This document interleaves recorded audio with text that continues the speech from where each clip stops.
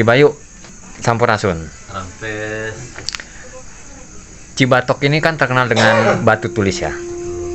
Batu tulis itu kalau nggak salah ada dua atau memang satu terbelah dua. Bisa dijelaskan sedikit? Di sini batu tulis yang paling tertua di antara batu-batu yang ada di pertama yang di Kota Bogor, ada di Jalan Sukasari itu peninggalannya Prabu Surawisesa. Itu sudah ada tulisannya dan tulisannya sudah memang bisa diartikan, diterjemahkan gitu. Kedua ada di Ciampea, itu mitosnya peninggalan Prabu Purnawarman, dan yang di sini tulisannya belum bisa diartikan atau diterjemahkan. Berarti ini lebih tua di sini.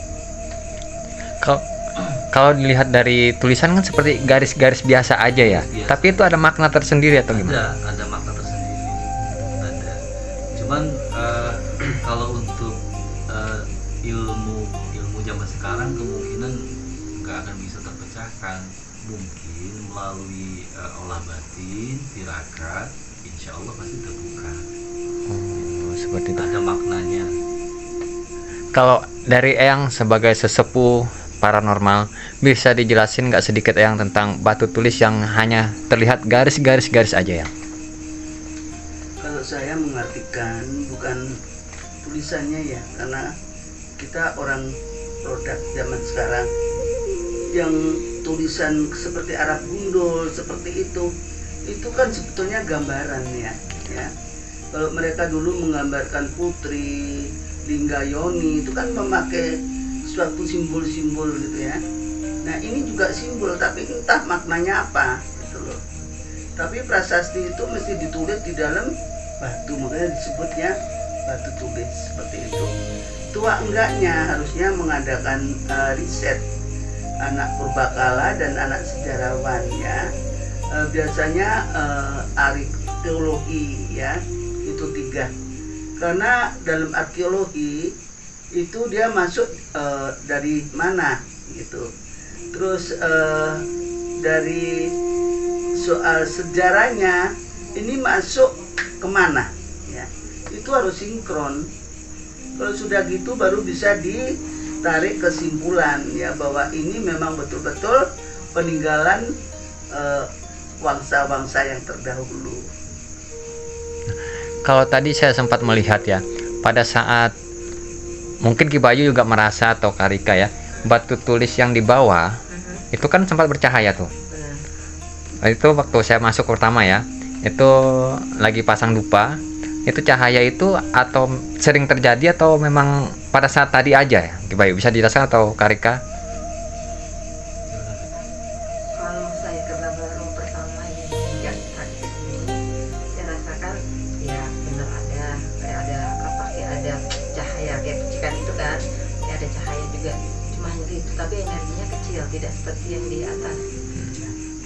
Nah kalau dari Ki Bayu sendiri atau dari akang-akang yang lain mungkin sering melihat atau gimana, bisa dikasih penjelasan sedikit? Ya. Kalau batu itu kan ada beberapa jenis batu ya. Jadi memang batu itu kalau terkena sinar cahaya lampu atau cahaya sinar matahari, dia memang kayak seperti batu pasir intern. Jadi banyak lampu. Ada fosfornya. Iya, iya. Tapi tadi saya nggak menyalakan lampu. Pada saat saya ngambil pertama itu saya bedain kan, nggak pakai lampu handphone ya, flash, nggak pakai flash. Ya, bahwa dia ada penampakan, artinya memperlihatkan gua ada nih gitu. Ya. Gua ada nih. Jadi kan gak harus dengan lampu juga, Pak Boy ya. Jadi yang begini-begini, kamu datang ke tempat sakral, tentunya silaturahmi kan, ya. Assalamualaikum, apa Om Swastiastu, apa aja lah ya. Artinya kamu silaturahmi, terus kemudian kamu mau membakti. Caranya membakti itu kamu bakar dupa kan tadi. Nah ini mereka sebelumnya udah ngasih cahaya ke kamu bahwa gua ada, si thank you lah gitu. Tapi kalau dari Ki Bayu sendiri, apa sering melihat seperti itu? Ya bau di sini pawangnya gimana ya, melihat lah. Jadi bukan bercahaya lagi kayak lampu pesawat di atas, Jadi lampunya Jadi, jalan di center, kayak di center di atas ke bawah, tapi saya nggak ngeliat ke atas itu jelas itu cahayanya banyak. Tapi kalau orang lain yang melihat, apakah bisa terlihat atau enggak? Atau hanya mungkin karena kami sebagai tamu disambut lah istilahnya gitu ya? Nggak semua orang, Enggak. Bisa jadi nggak semua orang. nggak semua orang. Nggak semua orang. Termasuk kamu pilihan, botak. Iya, alhamdulillah. Nah, tadi pada saat di bawah dan di atas kan beda tuh kan? Nah, kalau di atas itu saya lihat itu beda cahayanya. Seperti yang Ki Bayu bilang kan cahayanya melebar gitu ya, banyak gitu ya. Tapi itu yang di atas, di bawah itu beda cahayanya. Itu apa? Ya, beda lah. Sekarang orang ini orang kumpul, orang banyak. Mm-mm, Kan beda, Bayu gimana, Rika gimana, Betul. yang gimana, kan udah beda. betul. Ya sama, batu pun begitu. Kalau sama jadi kembar tulis gitu kan. Mm-mm. Nah, kalau dari Karika tadi, itu apa yang dirasakan sampai sepertinya gemetar atau apa tadi? Kemasukan. Iya, dia kayak mau Jadi bersilaturahmi. energinya tuh perang, dia nggak kuat ya. Oh, Besar sekali. Kemudian dia cepat lari. Jadi kan aku ini termasuk pawang di sini juga, karena mulai awal sebelum dibangun seperti ini masih bisa duduk di bawah pohon nangka, tuh kan? Aku udah ke situ, ada foto pertama kali ada, ya di situ. Kemudian ya meskipun nggak banyak, aku juga ikut nyumbang semen lah. betul. Tetapi bangunannya ini aku bilang Yusa lalu ini yang berioni, kenapa harus di bawah? Jadi dilangkain kalau orang duduk di atas. Kalau di Bali ditegur kamu. Ya, ini karena orang sini nggak ngerti ya. Kalau di Bali barang yang keramat itu didewakan, disakralkan, ya. Tetapi ini justru dia di bawah. Jadi aku bilang kalau kamu merombak ini udah jadi eman-eman, itu aja dikasih penyangga sama altarnya, ya tanah di situ ikutin ya, dinaikkan itu. Jadi orang di sini makan meditasi menghadap, dia bisa langsung tembus gitu loh. Kalau gini masa begini nggak mungkin kan ya. Jadi salahnya cuma itu aja sih, kalau tempatnya enak dingin ya. Artinya disinilah kalau orang pemula mau uji nyali, ayo, karena sekitarnya kamu dikepung dengan kuburan. Iya. Ya. Kuburan ini macam-macam, ada yang energi negatif, ada energi yang positif, ya bermacam-macam. Ya, jadi kalau di sini kalian mau belajar, asal tekun, ya, puasa, terus di sini mungkin dengan japa mantra ya, 3 hari aja kamu dikasih pawisik. Iya, nggak usah ke hutan yang harus keramat gitu, nggak usah ya. Di sini aja tenang, karena semuanya subcipto karso roso itu semua tercipta dalam diri kita, tergantung alam pikiranmu ya. Jadi kalau kamu menciptakan, wah ada ini, itu pasti ada ya. Tapi kalau kamu nggak ada apa-apa, jalan aja lempu, ya udah nggak ada apa-apa ya. Ada dan tiada ya. Jadi tubuh ini bisa merekam apapun yang akan terjadi ya gitu. Sedangkan ada orang jahat di matanya, kita lihat aja jahatnya orang. Nah, kita sudah tahu dari gerak tubuh orang gitu kan. Seperti ini tempat-tempat gaib. Aku memang sekarang ini ya nggak bisa jalan, tapi dulu waktu aku bisa jalan udah kesini ya, artinya meskipun aku harus bawa tongkat ya, tapi aku tuh suka jalan, memang suka ritual ya, ke Pelabuhan Ratu ya, kemana-mana ya. Makanya dimana-mana orang tahu aku gitu loh ya, bukan sok atau gimana. Habis aku paranormal, makan minumku dari sini.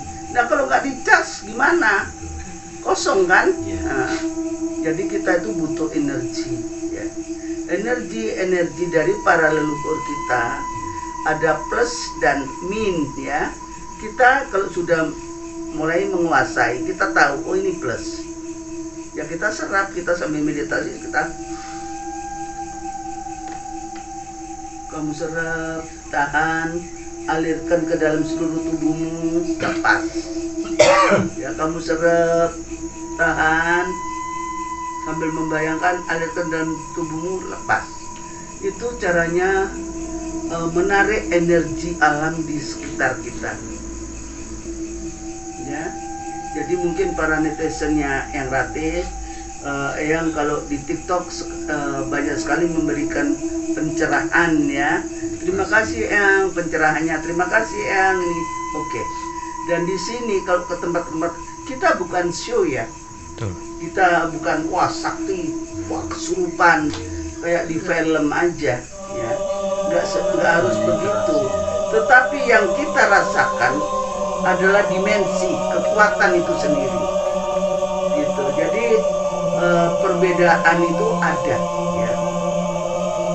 Kalau orang biasanya kalau di itu memang konten ya, langsung tabrak kesurupan, bisa jadi bisa tidak ya, kita tidak bisa melihat karena kita bukan pelakunya. Tapi kalau ada di sini disarankan orang bermeditasi itu sama dengan kosong kalau dicas ya itu pakai sumber daya linue daripada orang ini adalah otaknya. Kita bisa berinteraksi, berimajinasi dengan alam pikiran kita sendiri. Obat itu semua sudah ada tercetus dalam hati. Tinggal kita kalau yakin ngambil aja obat sembuh. Ya. Seperti itu.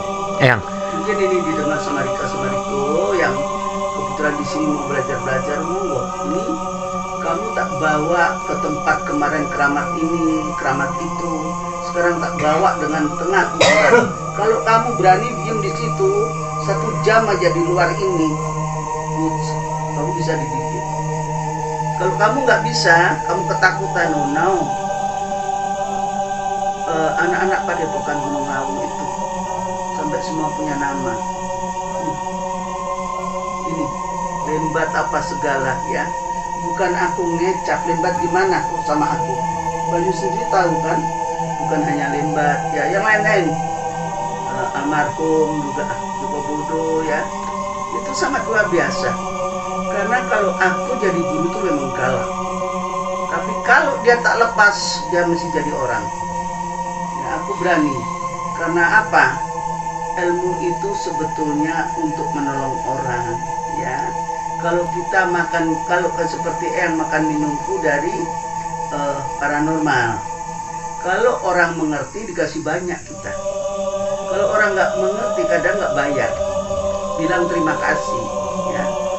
Makanya kenapa sekarang main mahal, karena dupa aja beli, mau ke keramat aja naik mobil, butuh bensin, butuh tol ya. Itu nggak ada barang gratis itu. Kalau orang dulu kena apa kuat? Ya mereka jarang ada mobil, ya jalan kaki lah. Ya itu jalan kaki. Itu kan hanya sarana. Ya seperti kita ada sarana mobil yang kita pakai. Sampai tempatnya ya kita meditasi, gitu loh. Ya diambil yang simpel, yang gampang, tetapi masuk akal. Jadi kepada para pemula, ya seperti mungkin para netizen melihat pembicaranya yang bilang terima kasih yang pencerahannya ini ya. Kalau mau ikut sekali, masalahnya apa? Ikut dalam artian kamu belajar yang seperti ini, gak gampang membalikkan telapak tangan. Seperti kayak di TikTok yang sindir terus yang lapor itu kodamu bacul buntung ini gak ada itu cari konten ya, cari follower. Jadi kalau melihat betul-betul siapa kodam aku, itu harus meditasi kaca cermin ya, karena di cermin itu kita lihat ada bayangan, dan bayangan itu siapa akan berubah-berubah. Dari situ kamu bisa mengartikan, dan itu harus ada pembimbing. Jadi kamu tahu kamu itu siapa, kamu itu siapa ya. Terutama keikhlasan dan ketulusan. Kalau kamu nggak tulus, kamu nggak ikhlas, jangan ya. Kamu belajar biar aku sakti, berarti kamu tuh sebelumnya sudah mengandalkan imbalan. Tapi kamu jalani kayak kamu makan, minum seperti biasanya, lama-lama jadi bukit sendiri. kayak eyang, orang kira kan perempuan cacat lagi naik kursi roda, nggak bisa apa-apa. Tapi aku nggak ini Bayu dengan apa namanya, si Entik, si Siti Jenar di sini, mereka sudah tahu tangan eyang, sudah pernah aku makan sidat langsung, iya kan? Orang ada kontennya. Nah, mau nggak mengakui aku gimana? Tarik mobil langsung, tak suruh, iya kan? Suruh tarik mobil langsung. Jadi kita itu bukan hanya ngomong, ya, harus bisa membuktikan. Contohnya kayak surat merah, wah semua ditelanjangi semua. Ini dukun itu palsu, kalau nggak Cina ya bohong, itu kan penipu. Aku bantah, aku dukun soalnya.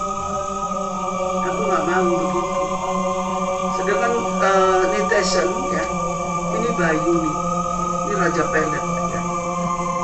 Dia mengguna-gunai aku sampai rasanya aku kena pelet. Ini betul, ini kisah nyata. Ini betul kisah nyata. Ya, bukan ini ada orangnya. Kalau nggak ada orangnya yang nanti dikerasa-rasan atau gimana. Aku kebayang terus ya. Terus terakhir aku bilang sama Emil, sama Siti Jenar ya, ini kok gini gimana. Jangan jangan nanti itu panutan, jangan sampai begini, jangan sampai begitu, oke.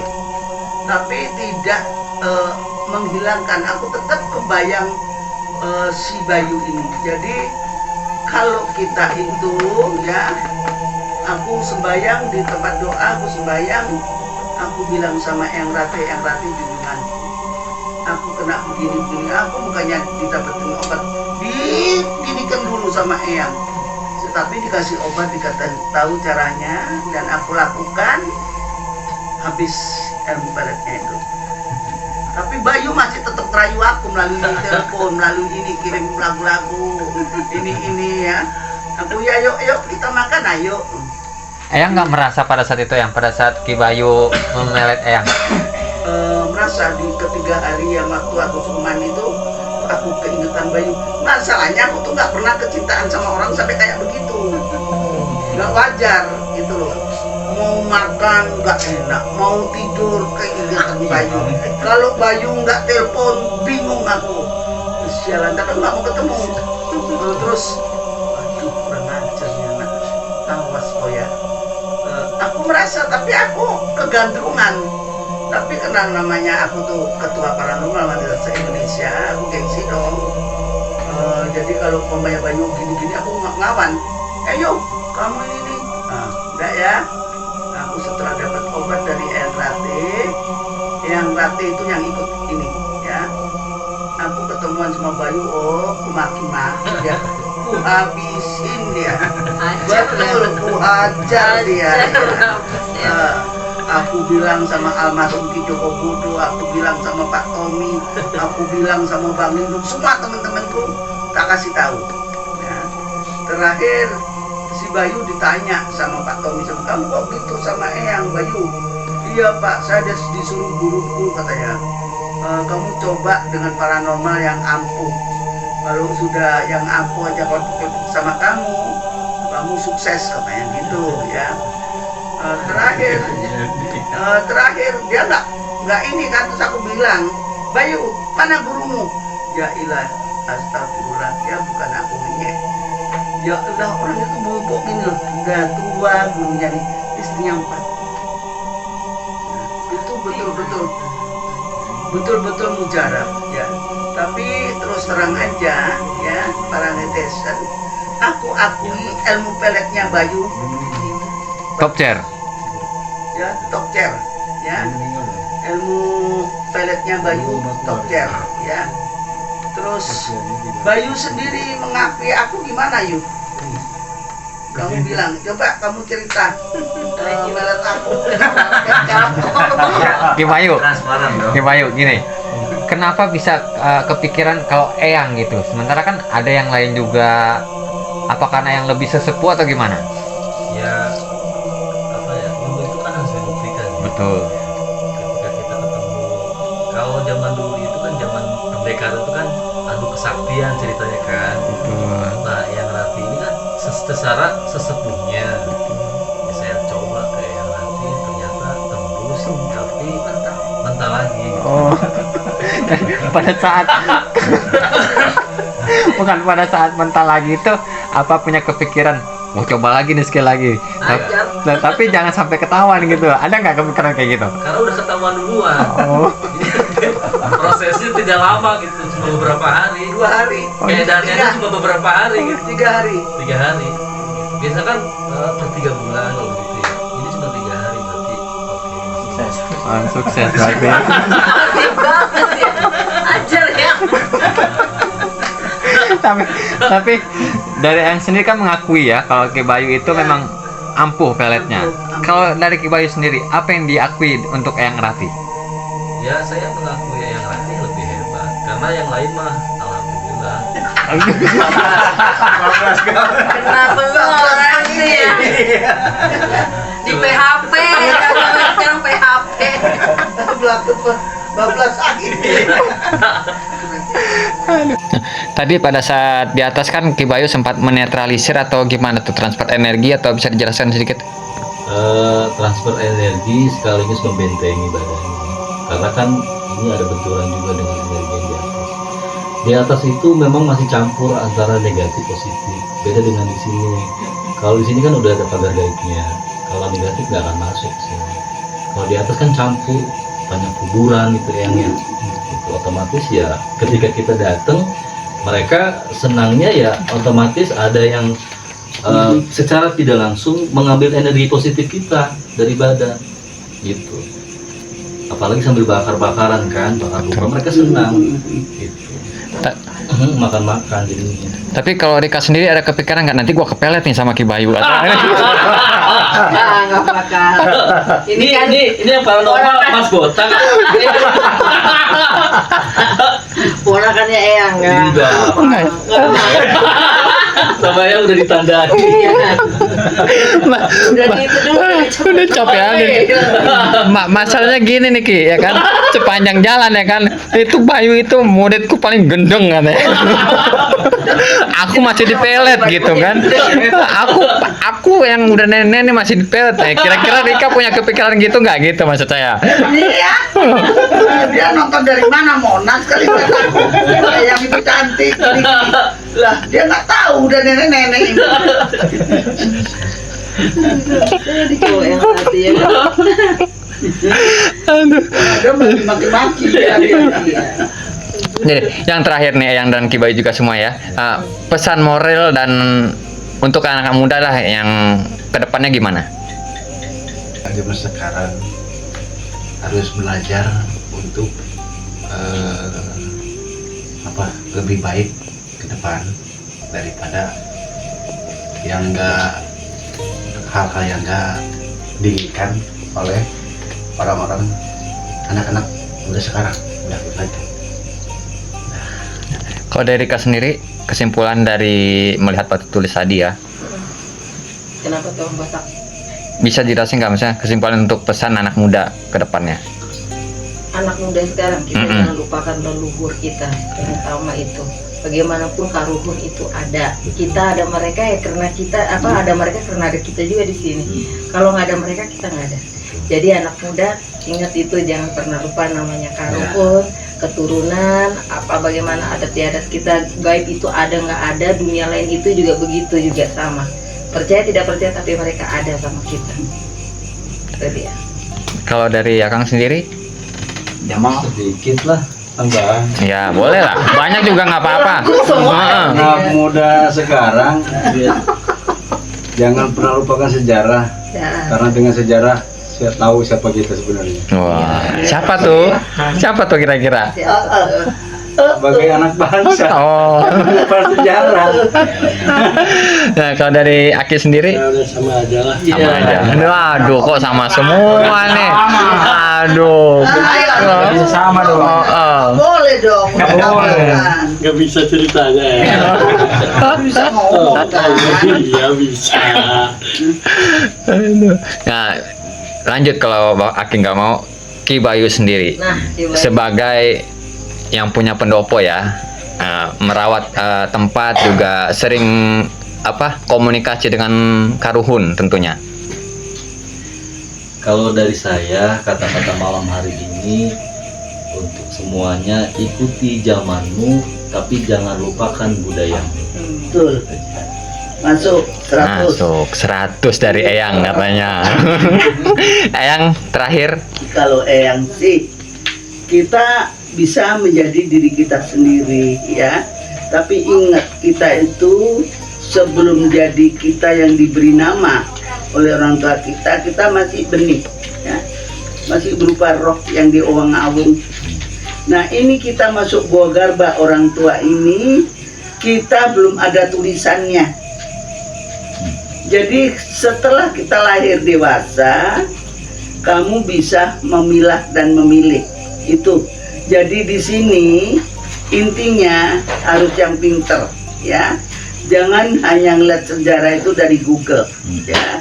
Tetapi telusurilah, tapak tilas bahwa leluhurmu bangsa dulu itu lebih pinter daripada teknologi zaman sekarang. Karena seperti Borobudur aja, itu zaman berapa itu? Kok sudah membangun nggak bisa dibom, nggak bisa di ini? Itu kan sangat luar biasa ya. Jadi inilah kita ini harus mengikuti kata hati boleh, tapi harus menghargai budaya leluhur Nusantara ini karena peninggalan bangsa kita ya. Bangsa-bangsa lain ya tentang begini kayak di barat ya dia nggak mengenal, tapi voodoo ada ya, terus vampir ada, sama aja sebetulnya ya. Tetapi yang paling banyak batu-batu keramat, peninggalan-peninggalan itu adalah di Indonesia ya. Jadi seperti itu guys ya. Untuk malam hari ini kami di Cibato ya, tepatnya di tempat batu tulis yang dimana lokasinya ini dibangun oleh swadaya masyarakat, terutama uang kocek dari Bayu Samudra ya. Dia sudah memwujudkan bisa untuk cangkruk-cangkruk, nongki-nongki ya. Artinya disinilah tempat bertukar pikiran, beradu argumentasi, menyatukan pribadi antara pribadi. Karena manusia yang kumpul begini erat kadang-kadang nggak sama pendapatnya ya. Kadang bertolak belakang. Inilah kita sekolah. Betul. Sekolah itu adalah di alam nyata ya. Guru terbaik adalah pengalaman ya. Saya rasa itu dulu ya dari Eyang Rate. Salam sayang sahabat Eyang, dan tidak lupa Eyang ucapkan I love you full. Terima kasih semuanya. Rahayu, Rahayu, Sampurasun.